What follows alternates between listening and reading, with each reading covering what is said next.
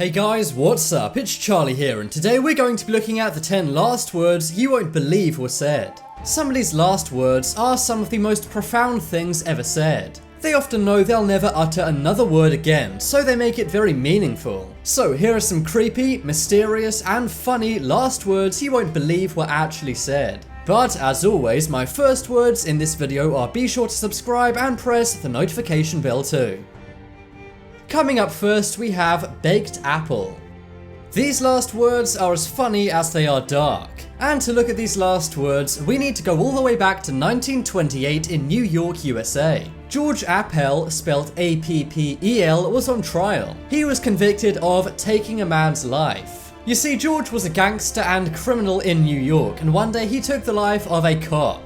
If you're not from the USA, you may not know that taking a policeman's life is treated very differently from a citizen's life. It's actually a much worse crime in America, and so he got the electric chair. Before they were to pull the electric lever taking him out, they said, "Any last words?" George Appel replied, "Well gentlemen, you're about to see a baked apple." I have to give this guy props for keeping a sense of humor right until his last moments. If I was in his position, I'd be freaking out or very sad. But he was clearly kind of psycho, so he started making jokes. Hey, at least he did the tabloid newspaper's job for them. Next up is Kurt Russell. Now, I know what you're thinking, Kurt Russell isn't even dead.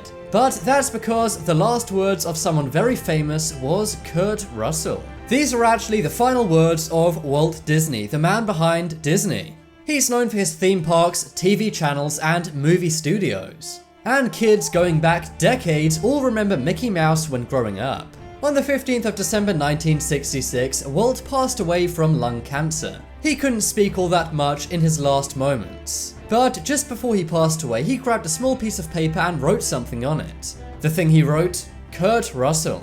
A few weeks before this, child actor Kurt Russell had entered a 10-year contract with Disney. And he's said to be one of Disney's favorite young actors. After Walt passed away, Kurt was shown the piece of paper, but he was baffled. Kurt said he did know Walt Disney, but they weren't that close. Some theorize Walt had an idea for a new movie or something. Or maybe he had something he wanted to tell Kurt Russell before he departed. But no one in the world, including Kurt Russell, knows why Walt Disney's final words were Kurt Russell. Next up is Just Do It. I'm sure when I said that, one logo popped into your head. That being, of course, the Nike swoosh.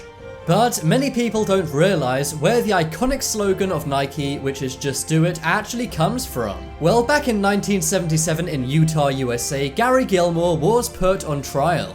He had taken the life of a motel manager for no apparent reason. He was actually given a prison sentence for this, but instead demanded to be executed.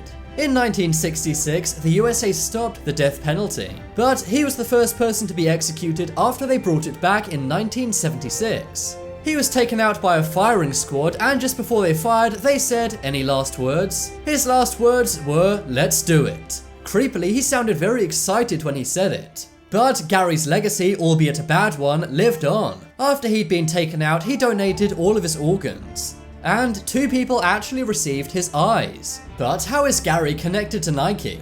Well, one day a Nike executive named Dan Wyden was reading the newspaper. When he read in an article that Gary's last words were "Let's do it," he got inspired. He took it into the office and then adapted it, changing it from "Let's do it" to "Just do it." Since then, it's gone down as one of the best slogans in marketing history.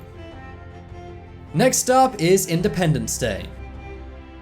So these are the last words of one of the scariest women to have ever lived. That is Eileen Wuornos. Eileen Wuornos has been featured in various documentaries, for example one named Eileen. She is known as possibly the most scary and dangerous woman in history. When she was young, she was abandoned by her parents and had to start turning tricks. She also robbed people as well, as she needed money to eat. But by 1989, she'd taken things way too far. In 1989 and 1990, she took the lives of 6 men and robbed them. She fired bullets into them and then stole their money. But 1 year later in 1991, she was caught and arrested. And despite her being a fairly young woman and having a tough life, the judge showed no mercy. She was given a total of 6 death sentences. And she was also labeled by the press as the first female American serial killer. Before she was taken out, her last words were this: I'd just like to say I'm sailing with the Rock, and I'll be back like Independence Day with Jesus June 6. Like the movie, big mothership and all, I'll be back. So yeah, she kind of said she would respawn as the devil on Independence Day. I'm not sure why she said on June 6th, as Independence Day is July the 4th. But Eileen hasn't come back from the dead yet. Next up is capital punishment.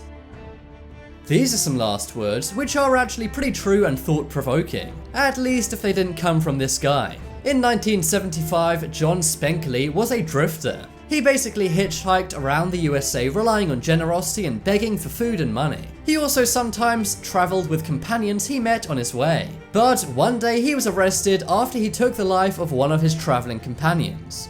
Now, he said he did this in self-defense, but the jury did not agree. He was the first man to be taken out after the US brought back capital punishment in 1976. And he actually made a pretty good point before he was taken out. He said, capital punishment. Those without the capital get the punishment. If you don't get it, he was basically saying if he had money, he wouldn't be in this situation. Now, I don't know if he meant he wouldn't have to be homeless and then take his traveling companion's life, or if he meant that he could have got away with it if he could afford a good lawyer.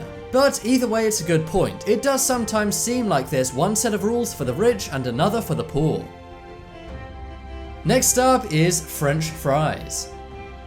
For many years, James French was in prison for life in Oklahoma, USA. This is because he'd taken somebody's life for no reason. But he said he really did not want to live his life behind bars. At first he considered taking his own life, but he was apparently scared. So instead he did the logical thing and took the life of his cellmate. He did this to compel the state to execute him. And his wish was granted, as the state executed him on August 10th, 1966. He was going to go to the electric chair, and his last words before he was fried was, how's this for a headline? French fries. Much like George Appel, this guy clearly had a good sense of humor. But then again, it seems like psychos often do. Just look at the Joker from Batman. Next up is Grim Reaper. In 1992, Robert Alton Harris took the lives of two teenage boys. He was the first person to be executed in California in decades. And his last words were actually a misquote from a movie. The movie is very old and is called Bill and Ted's Bogus Journey. But despite him remembering the words wrong, he still makes a good point. His last words were, you can be a king or street sweeper, but everyone dances with the Grim Reaper. Basically what he was saying is, it doesn't matter if you're poor or rich, everyone passes away at some point. It seems this guy was very fatalist and did not care that his life was about to end. Next up is Good People. This is the case of another woman who was taken out by the state. This girl's name was Barbara Graham, but she went as Babs. In 1955, she was robbing an elderly woman, but things turned bad. Barbara then ended up taking the elderly woman's life. Of course, this provoked outrage, and she was sentenced to a gas chamber. The guy who took her life, named Joe Ferretti, said, any last words? And her last words were, good people are always so sure they're right. Now, I think we can all agree Barbara Graham was not a good person, but she was making a case against capital punishment, saying it's inhumane. Let me know if you guys agree or not. And finally on the list, we have I told you I was sick. So this one is a pretty hilarious last word, and it's actually on a gravestone. As you can see, the gravestone says, I told you I was sick. And this is the grave of a British comedian named Spike Milligan. It just goes to show some comedians are always funny even in the face of doom. Now it's time to make your voice heard. Vote in the poll in the top right corner and tell me which last words you found most interesting. I think it was let's do it, as I can't believe Nike really uses that today. I think it was let's do it, as I can't believe Nike actually used those words in their slogan. If you want some more amazing videos, check out my second channel. I'm nearly at 100k over there, so be sure to subscribe. But as always, thanks for watching. Check out some more videos on screen right now. Leave a like if you enjoyed, and if you haven't already, what are you waiting for? Subscribe to Top 10s.